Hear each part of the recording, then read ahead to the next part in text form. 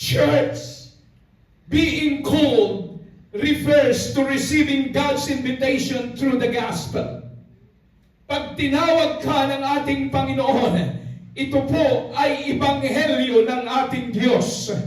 Being chosen refers to those who respond in faith. Remain faithful and allow God's grace to transform their lives. Ang layunin ng Diyos sa lahat ng tao ay dapat maligtas.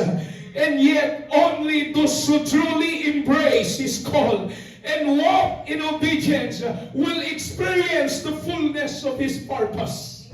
Tawag, pero iba yung tao na totoong yumakap sa totoong pagkatawag ng Panginoon sa Kanya at lumakad na mayroong pagpapakumbaba at pagsunod at Kanyang mariranasan, hallelujah, ang kapuspusan ng Kanyang pagkatawag. Tiyakin mo ng iyong pagkatawag ay sigurado ang iyong pagkapili. Salamat sa dami ng tinawag. Isa ka, isa ako sa pinili ng Panginoon. Hindi mo pinili ang Diyos-Diyosan ng sanlibutan.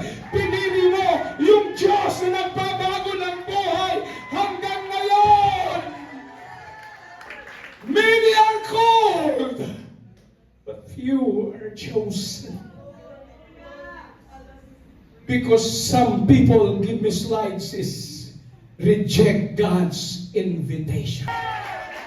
Kaya ngayon, ini-enjoy mo ang kabutihan ng ating Panginoon. Hallelujah. But those people, amen, na tumanggi, they allow their earthly concerns to take priority over the eternal matters. Hallelujah. Kaya salamat, hindi tayo nagsisi nung tayo ay tinawag ng Diyos at naramdaman mo na ikaw